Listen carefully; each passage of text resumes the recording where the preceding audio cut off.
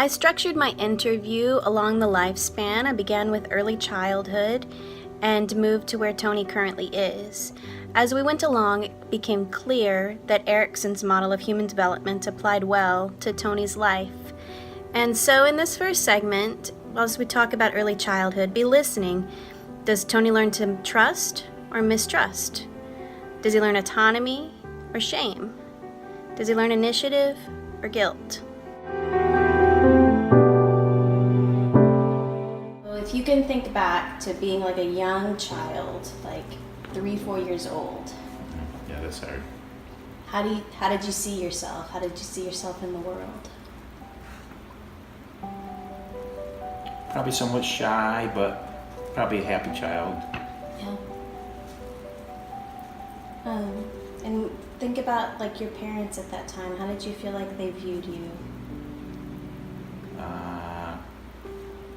Probably pretty special to them. I think they enjoyed their children, especially at that early age. Yeah, well, that's sweet. So when you were a little boy, who was the one who mostly took care of you? I'm sure it was my mom. Stay-home mom. My dad worked.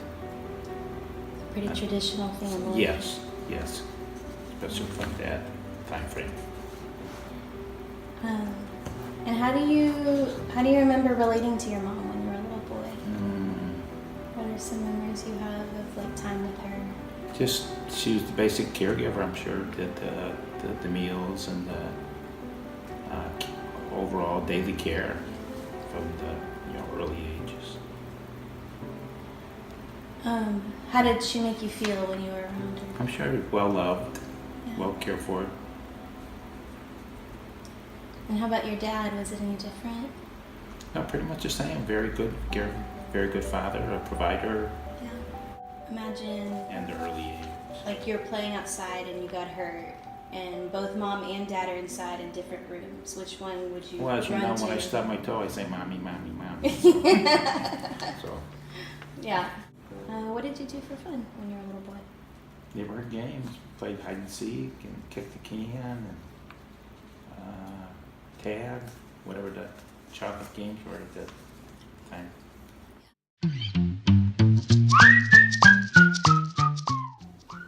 As we enter the school years portion of this interview, you'll want to listen to hear if he learned industry or inferiority. Was Tony learning how to work hard? This is a theme that you'll see actually throughout our interview, but pay attention in this portion. Did you have a favorite teacher along the way, or a teacher you really enjoyed? I'm not sure if there was a favorite, but they were all, you can almost remember each one of them. Yeah. So what do you remember about, say, like your third grade teacher? Third grade, Miss Schumi, yeah, she was probably one of the favorites. What did you enjoy the most? Elementary. Probably, math, spelling. Math and spelling, things that had like a concrete, definite answer. And, just hanging with the kids, I guess, recess, Yeah. gym, whatever. Yeah. You see yourself as a student, like when you looked around at your peers and thought about who you were? Probably just more average than just fit in. Let's talk about your sister. Remind me of her name? Audrey. Audrey, that's right. Mm-hmm. So you said like she was your friend when you were young and maybe helped take care of you when your mom went to work when you were older. What was your relationship with her like? Good. I mean, with sibling rivalry as it progressed, but friendly. Played a lot of games and stuff together, so very normal, if you will. Yeah.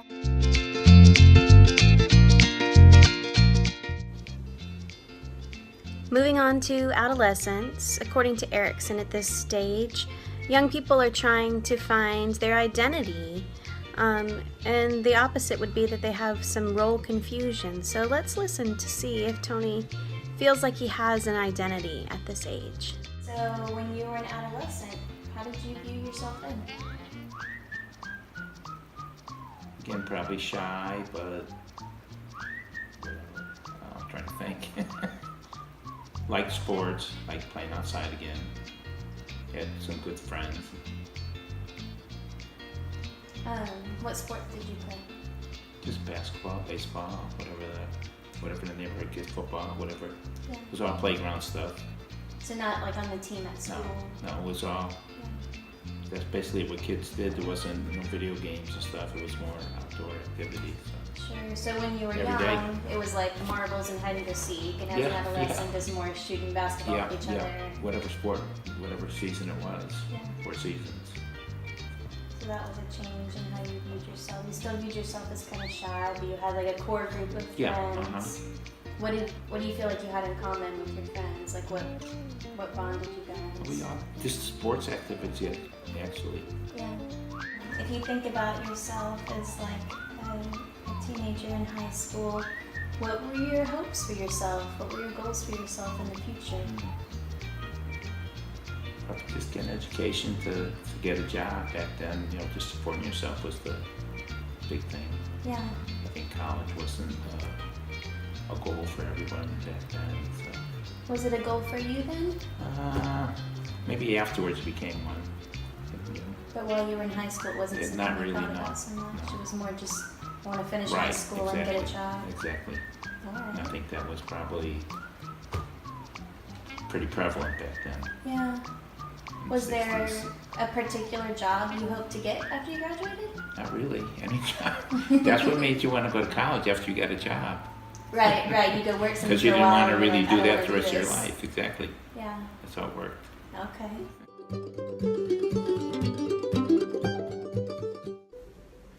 Up until now, we've seen a pretty smooth, all-American sort of upbringing for Tony, but we're about to enter young adulthood, and this is where we'll see the first sort of crisis point.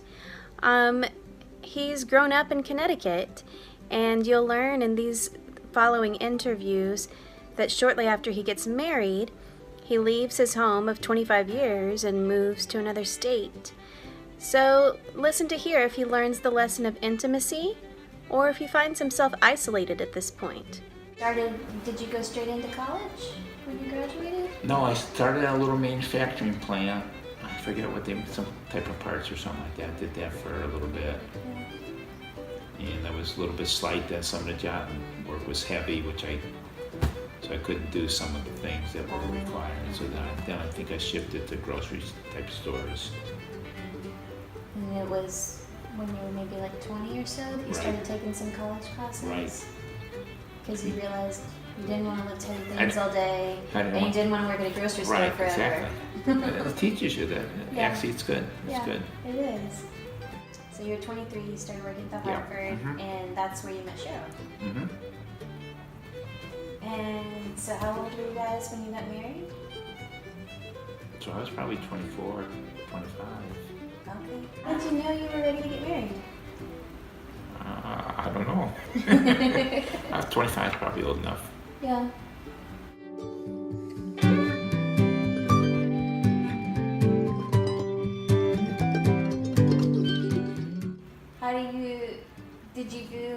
Did you feel any changes within yourself? Like how you viewed yourself? You talked about when you were young, you always viewed yourself as pretty shy. Did that change at all in those middle years? Yeah, well, I think it changed actually when I moved because I had to branch out a little bit. I think when I moved to Michigan, I became more outgoing at work and things like that, just because simply I had to, basically. Yeah. So even in early adulthood, it changed? Yeah. Because otherwise you would have been isolated. Think about when your kids were little, what did you do to bond with them? And maybe you weren't thinking about it in terms of bonding with them, it just came naturally. Yeah. It's just games, family time, watching movies, watching TV, having pizza, just family stuff. Being together. Sports. Yeah. So you really like to have fun with your kids. Yeah. That's how you We want did to that. bond with them. Yeah. How close do you feel like you were with your kids? Pretty decent. I guess you probably all second guess where you could have done. And a lot of it is each kid's different. You try one thing with one, and that's so true. yeah, and I always wanted Wes to be a student. Yeah. The other ones I always stressed, working through school, and Wes wasn't a student, so. Yeah. So you don't know, you can't project your Sure, sometimes vision those on values, someone else, yeah. those values don't always Yeah, transfer. yeah. Especially when So you're pretty yeah. independent. Or Carmen. How would you discipline the kids? Oh, man. I can't recall, to tell you the truth. I mean, when your kids get to be 18, 19, then you think back to when you were that age, and you maybe say, yeah, I did stuff like that too. Right. You Not have so to- much at early childhood, but Yeah. So you can relate to your yeah, children say, hey, if more. they messed up a little, with your own they were late for memories. curfew. Oh, I might have done that a couple times. Yeah. So, Yeah. So tell me about that. Like, we'll just jump ahead a little bit. Like, Carmen is 18, 19. How do you feel like you related to her then? I abdicated all responsibility. Cheryl, I'm serious. Cheryl did most of that. She really Yeah. did, yeah. Why? What made that? I don't know. It was just the way it evolved, I think. Were you overwhelmed by trying to interact with her at that age? Was it? Well, I think all the kids, Cheryl took over at that age group. I was more their friend Yeah. than, When they needed that yeah. discipline. I think Cheryl was the strong one there for all the tough times, if you will. Just a good time, a joyful time, Yeah. in retrospect, I guess.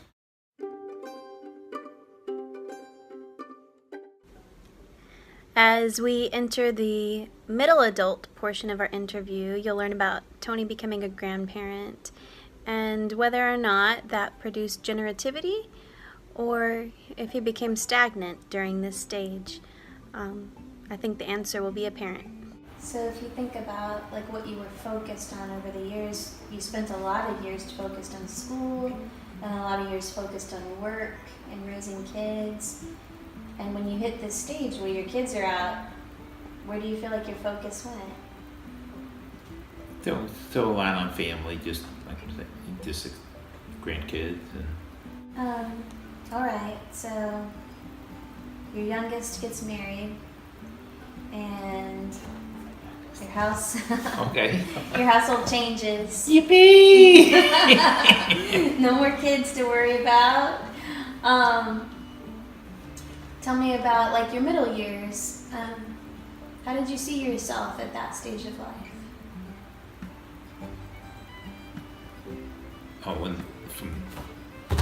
You just transitioned to the next stage with the grandkids, and Yeah. that became more fun, actually. Yeah. A little less pressure. Yeah. Yeah, more fun, less pressure. Less responsibility, just more fun times with them. Yeah. So you get to do the part you Yeah, left all go to the along. movies, go to the zoo. Actually did probably more, have more maybe funds available, more time than when you're working and raising a family. Your impact is on the people around you. Yeah, I think they still enjoy being with me. I still like doing things for them, doing things with them. Yeah. So hopefully it's a positive impact. Yeah.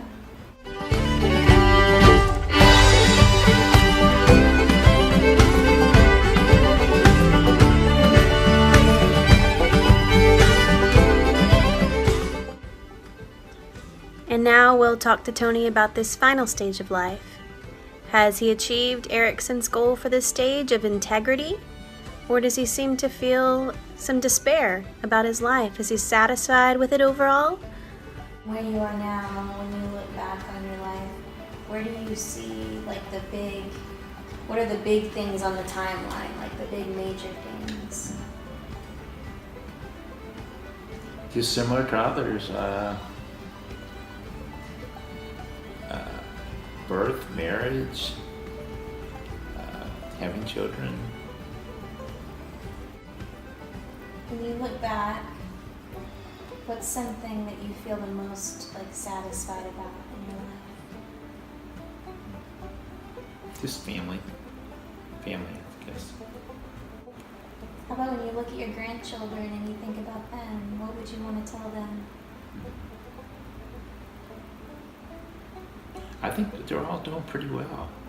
I'm kind of proud of they're all headed in pretty good directions, I think, which is awesome. Yeah, absolutely.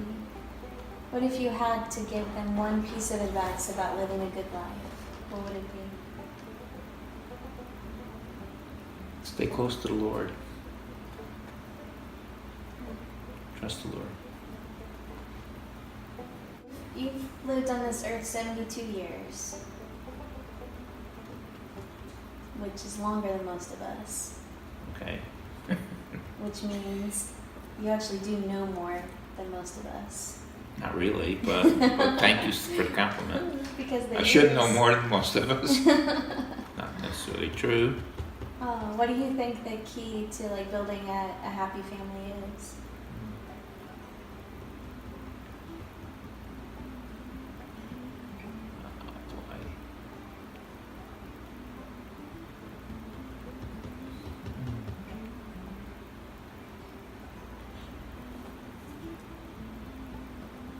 I guess just time well spent.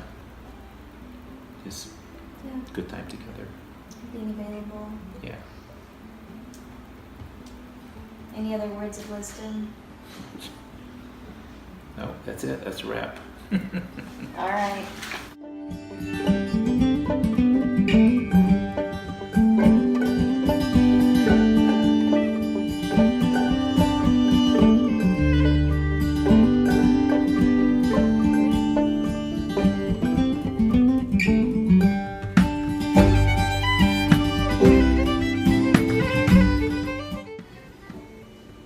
So, in summary, I think we can see pretty clearly how Tony moved through Erickson's stages of development.